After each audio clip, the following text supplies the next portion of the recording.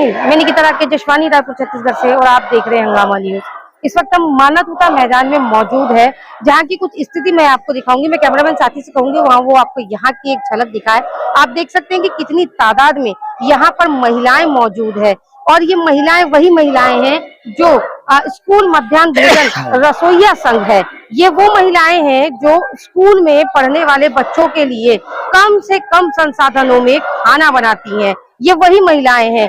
अब प्रॉब्लम इनको यहाँ से होती है कि इनकी कुछ मांगे हैं, जिसमें तनख्वाह को लेकर के भी इनको काफी परेशानी होती है। इनकी जो प्रमुख मांग है वो यहाँ पर हम आपको दिखाएंगे। यहाँ पर 3 सूत्री इनकी मांगे हैं, जिसमें से इनकी जो मेन मांग है वो है मानदेय। इन्हें मानदेय में वृद्धि चाहिए, और मानदेय में वृद्धि होनी भी चाहिए, क्योंकि काफी लंबे समय से ये मात्र 66 रुपया रोजी में अपना जीवन यापन कर रहे हैं। आज की डेट में 66 रुपया रोजी जो है वो कहीं से कहीं तक किसी के काम की नहीं है। 66 रुपया एक बच्चे का एक दिन का खर्चा भी नहीं होता है, लेकिन यहाँ पर इन्हें पूरा परिवार जो है वो 66 रुपया रोजी में गुजारा उनका परिवार का करना पड़ता है। काफी समस्याएं इन्हें काफी लंबे समय से लगी हुई है। पिछले लंबे समय से ये लोग अपने कुछ मांगों को लेकर के यहाँ पर सरकार से लड़ते हुए अब तक नजर आए हैं। पिछली सरकार में भी इनके साथ में छल किया गया था। जब चुनाव होने वाले थे तब इन्हें यह आश्वासन दिया गया था कि अगर हम सत्ता में आते हैं तो हम तुम्हारी मांगों को पूरा करेंगे, जिस पर इन्होंने कांग्रेस को वोट दिया था। लेकिन उसके बाद भी कांग्रेस का कार्यकाल पूरी तरीके से खत्म हो गया और इनकी मांगे जो है वो जहां के तहां ही रह गई। अब दोबारा जब चुनाव हुए तब बीजेपी ने इनसे वादा किया था कि ये कुछ दिनों के अंदर में इनकी मांगों को पूरा करेंगे, लेकिन अब कहीं ना कहीं 3 साल लगभग होते आ रहे हैं और अभी तक इनकी मांगे जो है वो पूरी नहीं की गई है। इसके पहले जब इन्होंने धरना दिया था तब यहाँ पर कुछ महीने बंदी बनाया गया था। बहुत बर्बरता इनके साथ में पुलिस द्वारा भी की गई थी।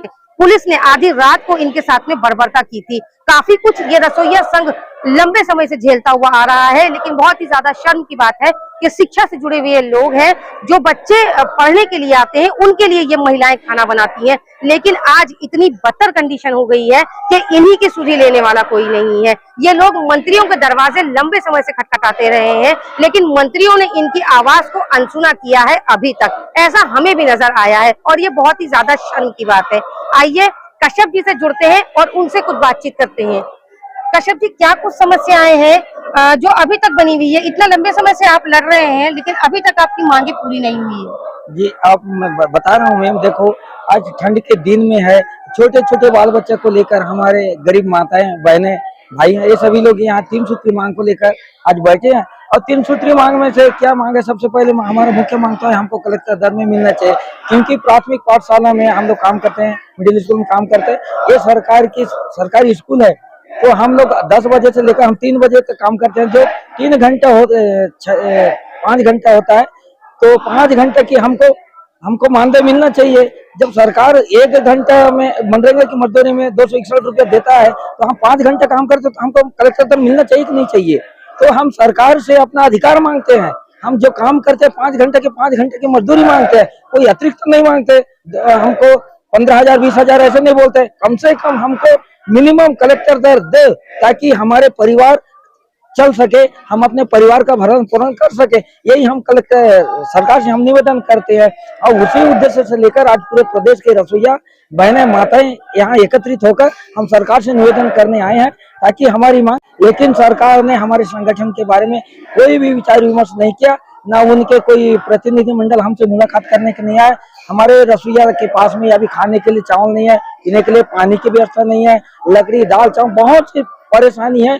फिर भी हम लोगों ने तय किए हैं कि इस समय आर पार की लड़ाई लड़ेंगे, हारेंगे या जीतेंगे इसके हमको कोई परवाह नहीं। हमारी नौकरी भी चल जाए उसके भी परवाह नहीं, लेकिन हमारी नौकरी का गारंटी होना चाहिए। मोदी गारंटी तो पूरा नहीं हुआ, लेकिन सरकार हमारे नौकरी की गारंटी हम करवाना चाहते हैं।